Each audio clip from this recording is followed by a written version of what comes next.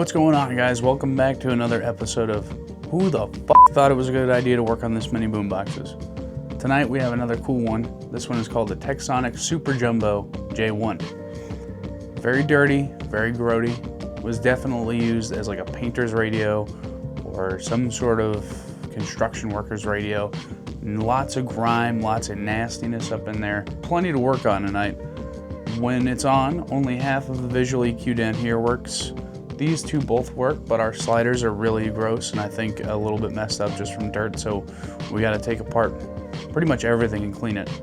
The tapes, I think if I remember correctly, one ran slow and the other one didn't run at all, so probably a belt issue, so we'll address that. We're going to make this one Bluetooth, since we haven't done that in a while, but this thing is really just in need of a really deep clean and a little bit of restoration. So we got to see if we can get this screen right here, well, not screen, but the plastic that goes over the FM board to brighten up a little bit. It is pretty well sun damaged, and then pretty much just refurbish everything. I do have one button that's missing here.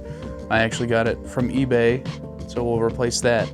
Got it from a guy who 3D prints those buttons, which is neat. I think our echo volume knob is really messed up and quite sticky and it feels off. And then our mic volume mix is really, something's wrong with that switch. So there's quite a few things to be addressed with this boombox. We're gonna go ahead and see what we can do about that. Yeah, I don't really have any other more information about this thing. It does power on with cable. I haven't tested it with battery. There is one battery actually that does power this clock right here, this little digital clock. And that battery looks like it's been in there since this thing was built. So we're gonna have to go ahead and take that compartment, open it up, and clean it out as best as we possibly can to see if we can get that clock to come back on. This was one of the bigger boomboxes made back in the day, known for being very loud. It doesn't necessarily mean that the sound quality is super clear, but it is very loud, extremely loud. The weird part is, I mean, they call it the Super Jumbo, and this guy behind me is called the Jumbo, right there. And they have the same size subwoofers. This one has a little bit bigger of tweeters and technically has a three-way speaker system, but I bet you if anything this is just one of those like brass plates with the positive and negative nodes hooked up to it that gives a little bit of a speaker sound, but it's not really a speaker. So it's kind of just odd that they went from, like, you know, it's a different company, Jumbo and Super Jumbo, but meanwhile the only thing that really makes this much bigger than that one is adding these LEDs, which brought like another 2 inches up, putting some really big chrome around it, and then essentially making this center console a lot larger than it needs to be. Yeah, that's pretty much it. I mean, because look at how big this FM dial is here versus that one up there, where it's only this couple inches. So that's the only thing that really makes it a Super Jumbo. Otherwise, I mean, the speakers are the same size, the woofers are the same size as this one. I think they're 8-inch. But yeah, nothing else really sticks out about it that's super interesting, but these are super sought after, and this one's pretty nasty, so she's gonna need a lot of work, and I guess I'm the one to do it. Why? I don't know. I don't know. Shitty life choices, I guess we'll just chalk it up to. Anyway, let's get started. Uh-oh. Okay, here we are with the Tecsonic J1 Super Jumbo. As you can see, this just fell in as I put it on its back. So I'm gonna go ahead and guess that this slider's probably messed up. I don't know if you guys can see on film up there.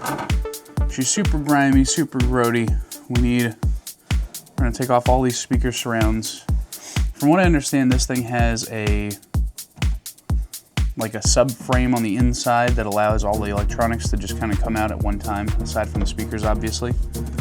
So we're gonna see if that's viable. Looks like this guy's already becoming detached, so we could probably just pull a little bit on this guy to get it off, and then we'll use some glue or double-sided tape to get that back on. Yep, that's actually the first time that old glue is nice. Yeah, you can see how nasty that is in there. All that stuff stuck on there, whatever this fuzz is all over this speaker.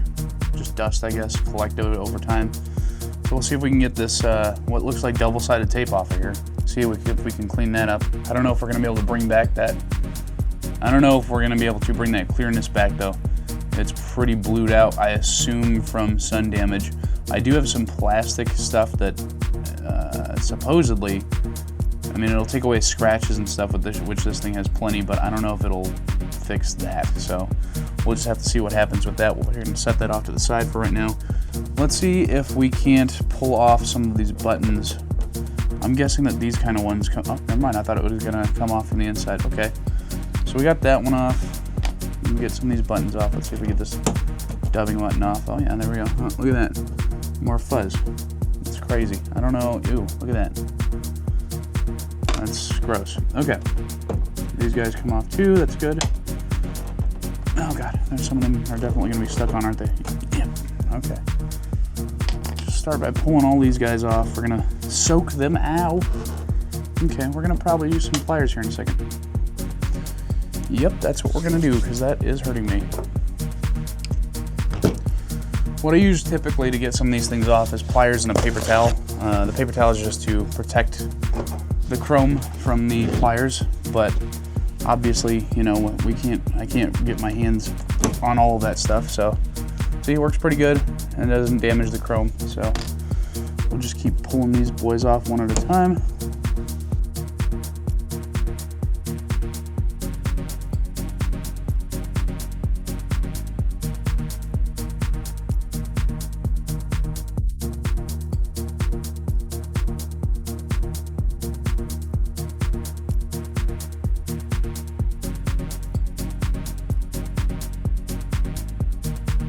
Yep, just as I thought, that slider is broken. You can see it right here. I don't know if we're gonna be able to fix that. Maybe if I find that piece of plastic we can, but basically those little metal pieces right there are the fingers that are supposed to slide against the graphite track, and it looks like there's even fingers here more than just those three. So we might be missing some fingers, and this is like the protector for the sliders, which didn't do a very good job of it, but you can see it's like this piece of paper basically. But yeah, I knew that this slider might have been broken, which not shocked about, just a little bit disappointed because that's not something I can very easily fix. I don't even know if I'll be able to fix that. Might have to order a new one for it. We'll just have to see. This potentiometer's super loose, so we're gonna take a look into that. There's that echo volume control here. And with the tape buttons, more than likely, have to actually pull the tape decks out to get the tape buttons out, so, and that's pretty typical. Looks like somebody may have been in here before. I see a finger smudge on the mirror for this visual EQ, so pretty good indicator somebody's been in here. I don't think that these buttons come out, I would guess. Oh, that set button's broken. That's unfortunate. I was really excited to have this clock working again. We'll see if we can get that unstuck. Feels like it's stuck. It feels like it's still there though. So, okay, let's turn it over, take a look at it, see what else is damaged. Hopefully this thing's not a total loss with how much I'm already seeing. There is a broken foot on the bottom, but that's not like a huge deal because it doesn't actually affect. I can hear the plastic rattling around from all the broken bits we just did. We've just found. Did you hear it? Okay. Okay. Ooh, all that rattling. Okay, so yeah, this is the broken foot right here. It's not a huge deal. It's literally just the corner, and it doesn't give it. It still holds itself up just fine. Our battery compartment looks surprisingly clean, which is I feel like never the case. It's kind of nice though too. Actually, this design's not so bad. They put these here as the holders for the D batteries to put pressure on them. Usually when you open these up, it's foam, and that foam rots away. So we'll set that off to the side as well. You have a phono in, an AUX high and low in, and a line out. So that'll be cool. I can't remember which one we were using to test this thing. I think it was the high input maybe. I'm guessing that all the little holes with the arrows on them are probably screws. That's nice of them. And I did see some screws up top. I don't know if that's part of the shell coming apart. Oh yeah, and here's this like battery compartment for the clock. And I'm sure you can see that it is absolutely caked in battery acid. I don't even know if this battery will allow itself to be popped out. It feels like it will, but it's gonna be not gently. Gotta get battery acid on the face. This is another like classic example of, hey, just take care of your shit, you know? I wonder why we're having such a hard time. Hopefully I didn't ruin that spring. No, we should be able to push that back. Okay. I think we'll be able to clean that out enough to be able to get it to work again. Look at that. Rocket High Super. I guarantee you this battery is about as old as this thing goes. Distribution Rocket Electric USA Inc. Made in Korea, New York, blah, blah, blah. Doesn't have a date on it. I wish it did. But it looks super old, so I'm going to go ahead and guess it's pretty damn old. Okay. Let's see if we can't get this thing cracked open and then take it from there.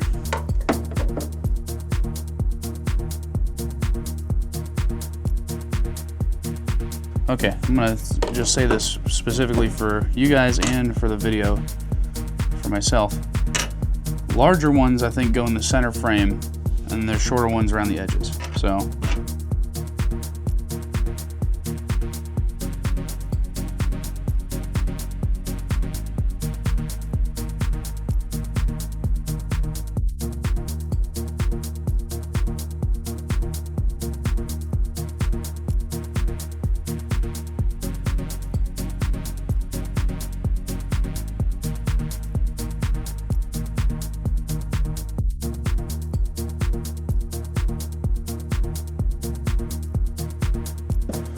feels like something up top. I did see some screws up top that might also hold this thing together, which I think I may have been correct about that. All right, let's flip this thing up again. Yeah, those three right there, I think have something to do with it. Yep, I would guess.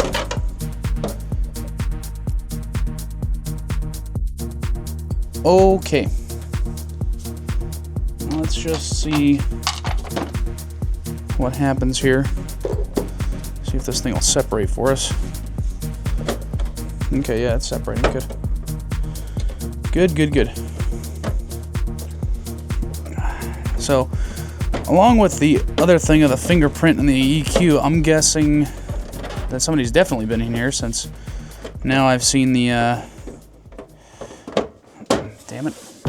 Now that I've seen there's some screws missing, so. Alright, where are we still grabbing at here? Oh, I see, there's two screws right here. Blending in, kinda. In between the RCA jacks. Okay, that should literally be the only two things holding this in still. Now it should come off pretty darn easy, yep. Kinda what I expected there. A lot to disconnect here. Not sure what that piece is, but that looks, oh, that's just a screw. That's just the screw that didn't want to come out. Okay. What do we have here? We have a connector here. Red, blue, pink. Of course, the FM antenna. Always fun with those. There we go. Is that it? Nope, we have one more. Black. Looks like the blue and pink are just for the blue and pink are just for the clock battery, and then the rest of them are for main power. Yeah, I actually see that there's like a frame in here that comes out. That's nice. Holy crap, is that the other antenna? Holy shit, look at that. There's the other antenna. And the hold down for it. There's actually some hope here. This is crazy. Well, that's interesting. So that was rattling around. Hopefully that didn't poke any holes in speakers. That's cool though. I'm glad that exists. Look at that. It's broken, but we have at least the nub, and we have like the hold down hole here, or the hold down plastic here, which we can glue back on. Neat. That's very neat. Okay, it's very dusty and very nasty in here. We're gonna literally strip this entire box down, which is the first time I'm doing that for, I'm pretty sure, any box. I don't think I've stripped any of them fully down. Where no electronics are in it at all. So this is going to be a very long, arduous process, I would guess. So I think in this video we're just going to go ahead and strip this thing down. Yeah, you can kind of see how this thing's wired here. These are the EQ boards. Okay. And then this is the frame, it looks like, that comes out here. Looks like some of what holds it in are the actual screws for the boombox. The boombox is back. Okay. There we go. Okay. Yep. Just like that. guys a little bit out of the way here. Oh, I didn't like how crunchy that was. There's our speaker wires.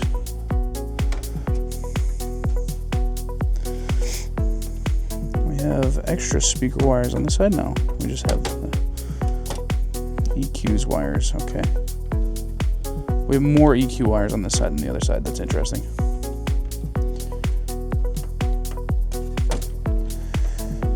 And the FM board looks pretty good. There's a loose connection up here, so that could have been no problem. There is a completely loose connection right here. I don't know what that goes to, but that definitely could have been a problem. See if we even figure out that connection. Maybe that was nothing. Maybe that was an extra. Oh no, I see it. That connection actually goes right here. I'm guessing that's probably a tape connector because it's a 3-prong. So let me see here, follow that around. Yeah, that's probably what that is. Looks like it goes directly to the tape board. So loose connections already, open connections already. So I'm actually surprised this thing fired up as well as it did when I did test it out just to see what was going on with it. This is the frame here. I wonder how this whole frame comes out, because apparently this just bloop right on out, which is pretty cool. And it looks like what? And it looks like our speakers just actually connect with a jack instead of being soldered to the board. So that's pretty nice. Yeah, like that. That's really nice. So basically we just have to get the exterior stuff disconnected, and then we can plop out the main boards. Wow, it's really actually a nice design for as far as that goes. Everything else about it kind of sucks ass, but that's nice. I like that that they had the foresight to think about taking this thing apart to fix it. Kinda. Yeah. I wish other boomboxes would have done that. Yeah, because now we're already pretty much detached from the speakers or from the boombox itself. Okay, so this is a frame. This is the frame that comes out. How does this frame come out? That's the most intriguing question here. So is this screws in here? No. I can feel that there's tension in the center. Okay, so there's 2 screws right there. Yeah, because this whole plate comes out at one time as a thing. As a matter of fact, you can see it's loose up here. So maybe it's just those 2 center screws that are holding it down still. If that's it, I will shit my britches. Okay, so and then it's like a clamp system. So one side's up now. Ah, I was right about that 3rd speaker, by the way. Look at that. It's just that piece of brass with some leads going to it. And yeah, technically, yeah, it's a speaker. It creates a higher high than the tweeter does, but it's not. It really does at best minimal work. So it really is a 2-way speaker system on each side, and they just polish it up to sound like it's a 3-way speaker system. Are these hinges for the doors? Is that what this is? Yeah, that's what these are. Okay, the hinges for the doors, I guess. Hold some of this in place. Okay, well, I don't remember which way that was facing, but we'll figure it out later. Is this now? Nope. We're still connected somewhere. Just gotta figure out how and where. So we know that the bottom's loose. We know that the top is loose, right? All the way down. But where do you hold on to? Okay, I see 2 screws here. So maybe those are our screws, hopefully. Because they look different than all the other ones, so that would make sense. Alright, let's see. Now is this free? It is there. So where else are we held in at? Because I still feel some pulling. Looks like one more screw down here in the center.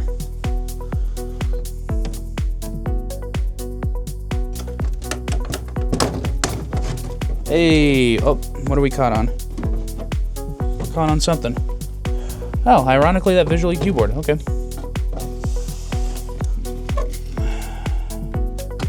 There we go.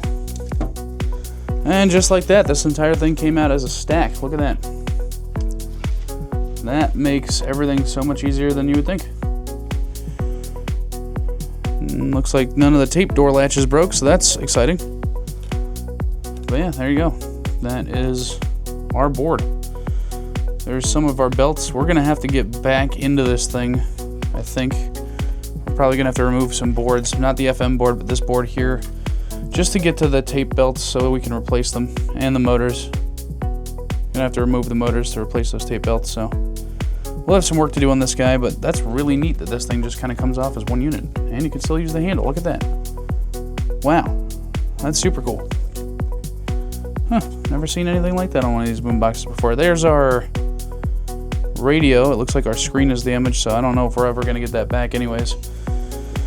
Suppose I could probably order a new one and solder a new one in, but what we'll do is we'll just test power on it anyways and see if she comes back to life. Where I was seeing those disconnected, this one was just disconnected up here, and this one goes like right here. I don't know what that one is, but we'll reconnect it just to make sure it is doing its job. So that was pretty interesting to find. I don't know if it was like something that was causing an issue for the guy who owned it before, and that's like why he disconnected it, was to eliminate some sort of noise issue, because like I said, I think this thing has been gone through before, or what the deal is there. So yeah, we got a lot of cleaning to do on this board. We're gonna have to take all these like strips off here. I still didn't see that piece of plastic actually that broke off that one slider, so I don't know that that exists anymore. But that one slider is right here. This is the broken one, so. And it looks like, yeah, it is just those 3 fingers that run on that one. So if we do find that piece of plastic, we might be able to fix it, kind of. Here's our loose pot, and that is because that pot is pretty much destroyed. So that's great. So what we'll do is we'll unscrew some of that and then see if we can't fix that pot up. I'm not saying it'll work, I'm just saying it'll be fixed up. Our tape heads are disgusting. Everything in here is pretty much disgusting, so. But we'll set this thing off to the side. These are different size screws.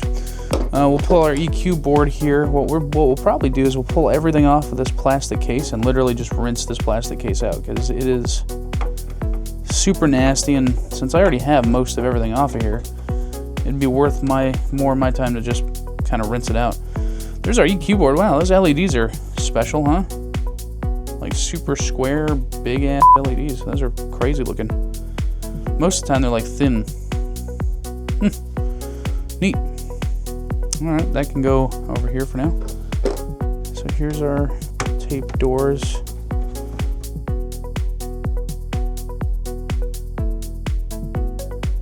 Okay, let's go ahead and pull those tape decks out real quick here. Or those tape doors. Whoa.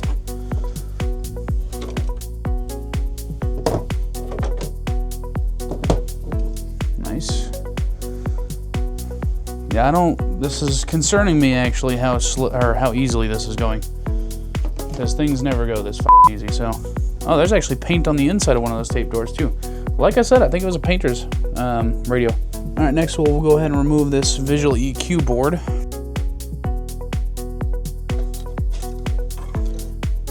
There's our visual EQ board. We could, in theory, put some different colored LEDs in here, but we'll keep her stock.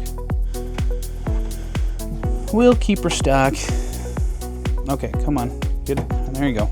These screws, I'll put it back in there just so I know where they went, because there's so many screws here at the moment that, like, I do not want to lose track of these, because I will, and then we'll have problems. Second visual EQ board, we got to get it untaped real quick from the speaker lines. Went to a concert last night, and I tell you what, man, my ears are cooked right now. And all I can hear in this room is heavy, heavy ringing in my ears. Okay, so there's our EQ circuit for these little LEDs right here. Put those off to the side too. Literally so many parts. I'm gonna definitely need a way to keep track of these bad boys.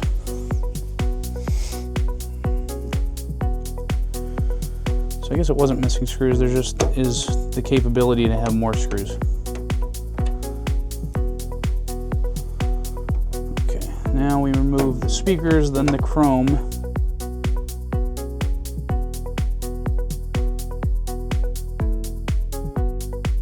Let me see if I can't break these plastic welds real quick here. Yeah, I can. Oh, and I broke the solder lead off. Great. That's cool. I could probably melt that back on. Not a huge deal. Told myself I probably shouldn't be pulling on that, but do I ever listen to myself when it comes to shit like that? No. No, I do not. Why? I don't know. There we go.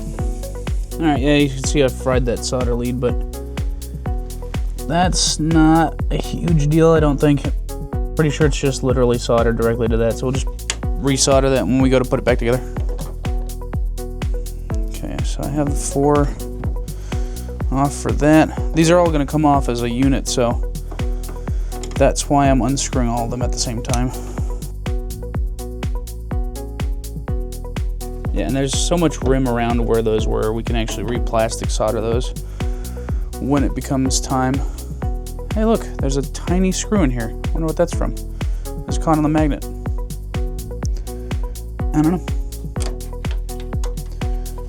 Yeah, that actually doesn't look too bad. Gross, but otherwise it looks pretty good. Let's see if the subwoofer looks good. Oh yeah, that subwoofer looks nice. So we'll be able to clean those up and make them look real neat again. Keep these someplace safe. They're definitely not in someplace safe, but that'll work for now, I guess. To be fair though, I'm not against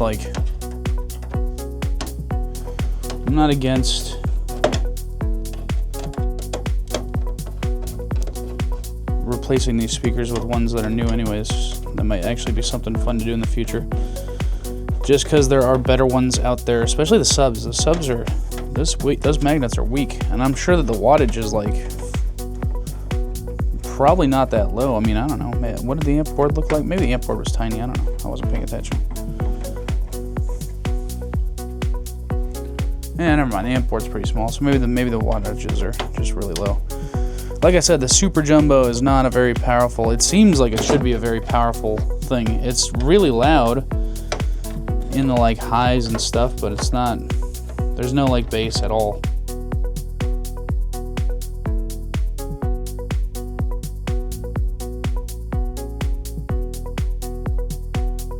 Okay, let's see here. Here is our chrome surrounds from this side. You can see how much dust is on those. Those are nasty. There's actually, oh, that's what I was about to mention, is that there's a red ring inside of there, but these are just gross. So we got some work to do there. We'll set those off to the side just like everything else for now. There should be another one. I don't know why it's not coming off. There we go. This side, oh wow, this whole thing comes off as a unit. Neat. Well, we're gonna have to pop these guys off real quick then. These little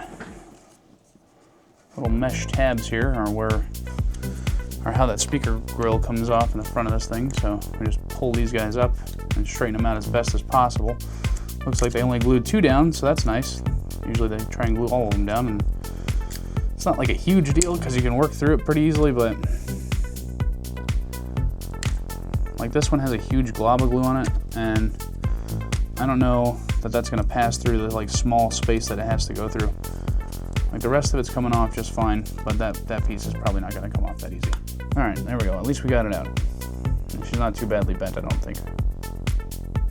I'll try and work on that later. Piece of shit.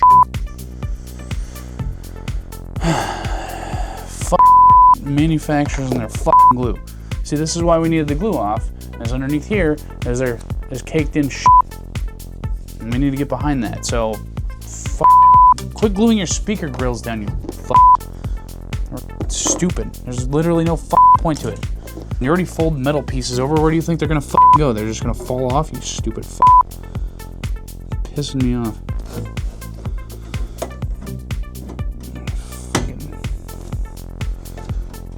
One thing that they're not cheap about is like, oh yeah, we'll just put a load of glue in there. There's a spider right here. Dead spider, but still a spider. Yeah, the only thing that they're not cheap about is, oh yeah, we'll just put a load of glue on these things. There we go. Subwoofer one came out pretty easy. It is bent in, so we'll bend that back out when we get around to it. Last one we have up here is the tweeter guy. Let's get this guy off of here.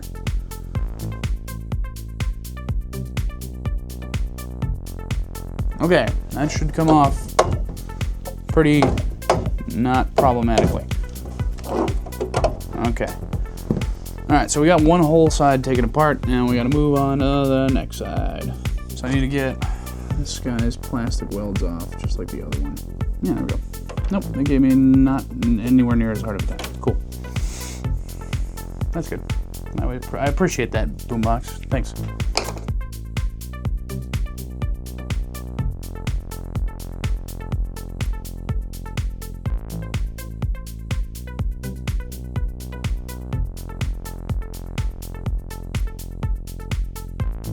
This subwoofer also looks pretty good. It looks like they put more of like a tape surround on it than a paper surround. It's a paper cone, but it's more like a tape surround, so that shouldn't degrade too bad compared to a full paper cone, so that's nice. At least there's a couple positives to this thing. If I don't get lung cancer from the soldering, I'm gonna get lung cancer from whatever that dust is. Okay, let's take a look at this thing from the front here, now that it's all taken apart. So this is a sticker for sure. Karaoke, yeah. And that's nasty. You can see that, look at those speaker surrounds. Oof. Ooh. Ew. Ew. Ugh. Okay. So this doesn't... That's really scratched up. Yeah, I don't know. I don't have any thoughts particularly right now, one way or another. If there's a way to get these guys off, I would not mind doing that. Let me see if I have a tool that might help with that. Let's see.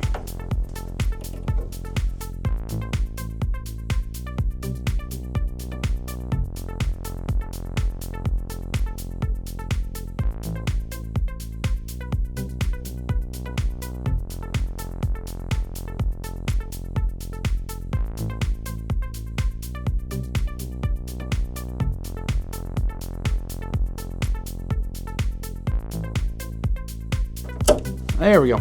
Now we got it. Here's our plastic faceplate. We can work on cleaning that individually, which is nice, and then we can get the scratch fixer shit that I have on there, and that'll work out pretty nice. Let's see if we can't pull this visual EQ's plastic as well.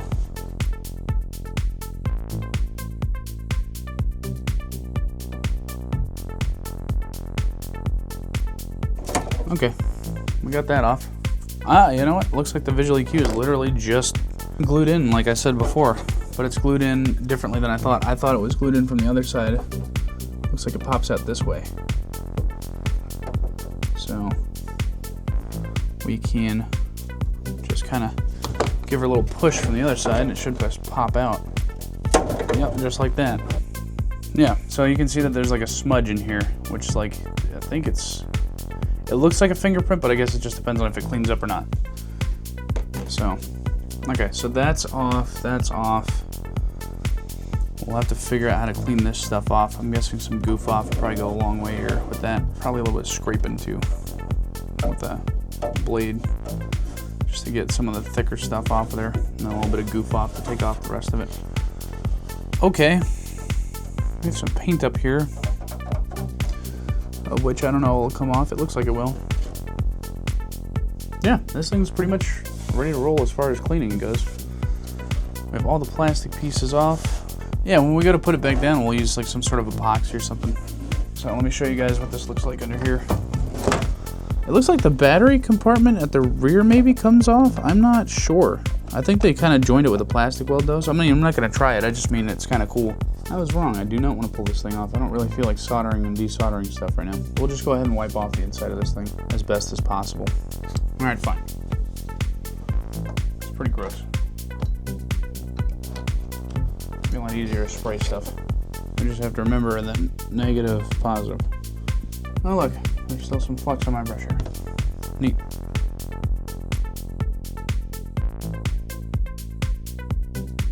Those are out. They were plastic welded in. We'll just go ahead and drop a dab of glue down there when we go to do the thing. Let's go ahead and try to get the rest of these power components out, and then we'll see if we can get that double A out.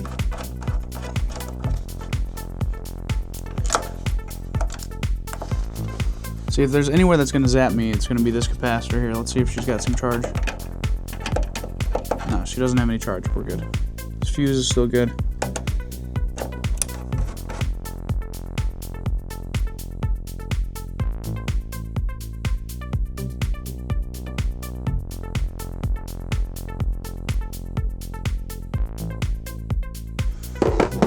This should just pull up here. Oh, that's probably the heaviest part of the damn box. Okay, there goes our power unit. Put some screws back in so that way I know where they go. Let's see if we got some more flux on here. That'd be neat. We do.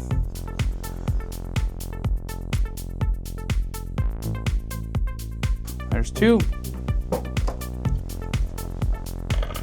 Stick these boys straight up, almost like the speaker grills, and then we should be able to just push them on out. Yep.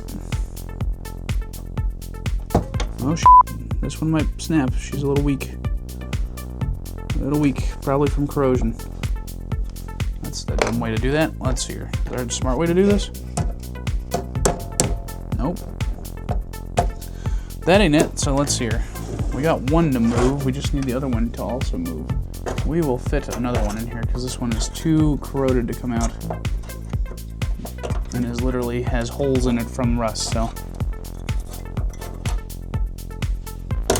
There we go. Yeah, that thing was fried. You can see those holes are not from my screwdriver, those holes are just from corrosion, so.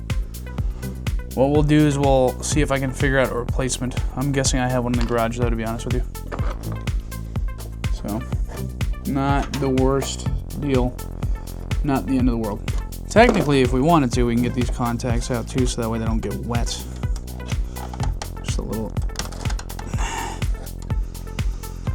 on the hard side to move, comparatively. This one's probably easy. Yeah, that one's easy. You slide out easy. These ones I don't want to ruin.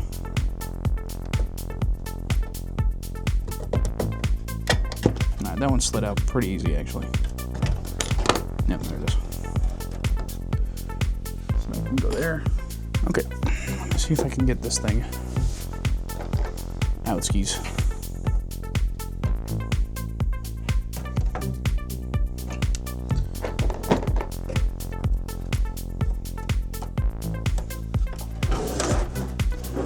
I'm guessing I can. Yep, there she goes. Okay, got that out. What we'll do is we'll take off the other end too. So that way we can have no contacts in here when we go to wash this thing out. Just so they don't get moist. This thing already has enough corrosion in it. I don't need more. Hopefully none of those broke. Nope, looks like we're good. There's the back side of the battery cover here, so now there's no metal contacts or corrosion to happen while we clean this thing. Also, this one is getting a bath the same way the other one is, so just water and soap and some scrubbing with, I don't know, a kitchen sponge or some shit, who knows, whatever I decide to scrub it with. But she needs it. It is gross. Looks like one of the boards is kind of moving up and down here. You can see there's a lot of scratches here. Alright, well the back plate's pretty much done ski. Okay. Okay. Gentle. Alright. We have the board in here. Let's get rid of these little plastic tabs here. These are our covers for the faders. Put these in some water too and just get them rinsed off nicely. I feel like they're definitely easy to rip though.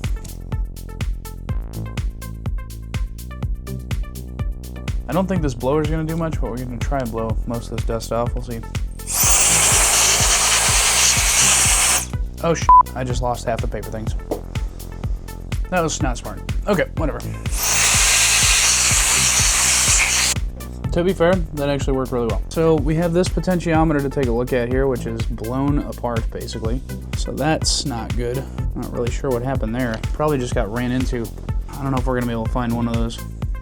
We may have to try and fix it, and we'll see how that goes. And then we have this guy here. This is our slider potentiometer that looks to be damaged, maybe. I mean, it's obviously damaged. I just mean, like, I don't know if the hands will reach where they're supposed to. Yeah. We'll see if we can't fix that. I did find the piece for it because it's right here.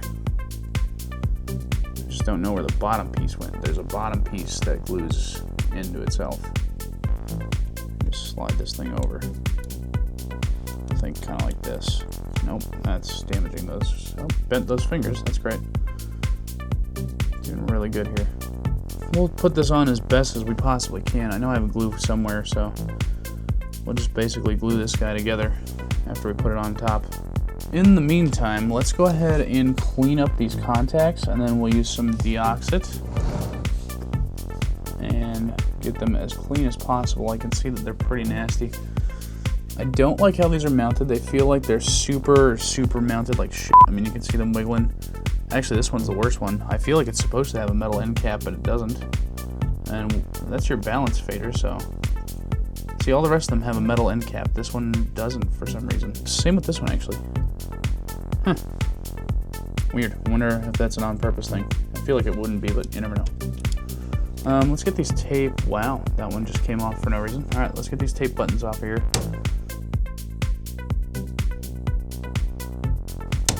This is why you got to do it while the box is apart. Okay, just like that. We'll get all these guys, this whole mechanism cleaned up on the inside here.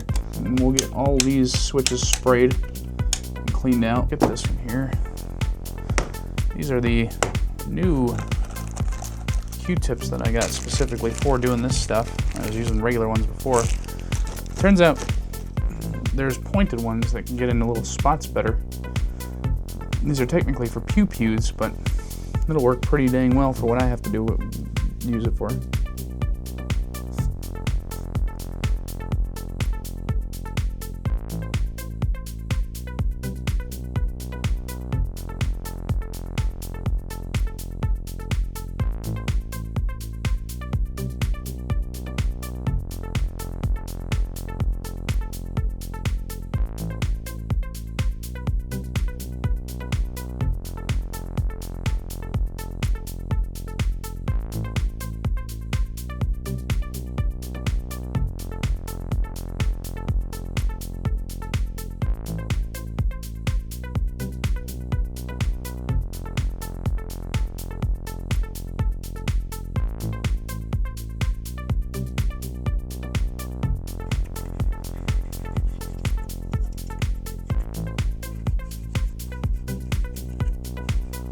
New development. What it actually did was take the carbon away. Like a telltale sign of carbon falling off of these is them moving shit against the wafer, but it's just not the case here. I don't know. I don't know. And this one's carbon pad is great. But then again, there hasn't been a fader on there in a long time, so yeah, I don't know. Gonna do some research. Gonna figure out what to do with this pot. Yeah, because this thing is fucking ruined. As a matter of fact, can we get that nut off of there? And then see if we can't get this thing loosened up real quick. Oh god. Sketchy. Okay, there we go. Nuts loosening up. I have more potentiometers, but this one looks like a really common potentiometer. I've seen this one before, actually, I think. It's only a 3-band. You know that tiny screw I found? It looks like it came from the bottom of this pot, actually. But this pot is damaged way beyond the realm of fixing it. It's a B20K with 3 posts and 1 mounting post. Okay, well, can I get that off then real quick? And then we can take a look at it. It's a little ribbon cable. You need to be cautious of over here. We're still attached to something aside from that ribbon cable. We're attached to this guy. So we need to take this board too.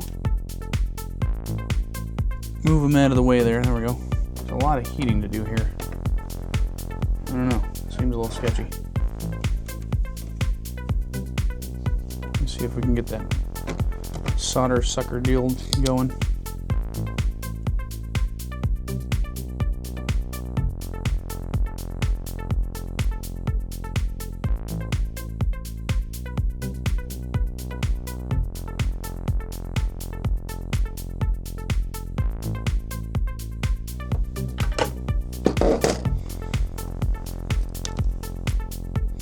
Yeah, that thing's destroyed.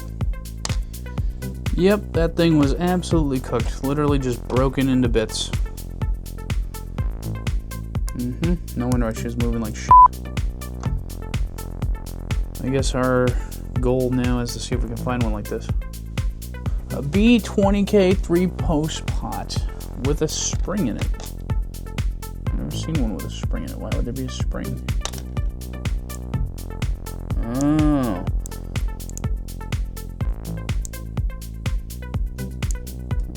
Okay, I get it. This is like the on-off. So the spring would stop the thing from moving. Okay. Well, we'll see if we can find that pot. Otherwise, our fader pots are in theory clean. Whether or not they're working has yet to be seen. So we'll see if those actually work or not.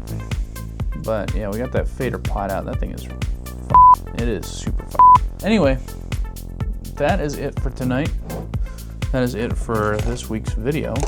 We have the body of the thing apart. We're working on the internals, so we'll continue working on the internals next week. We'll get all of our inputs cleaned out. Let's see if I can find this pot. We'll see if we can get the tape player working.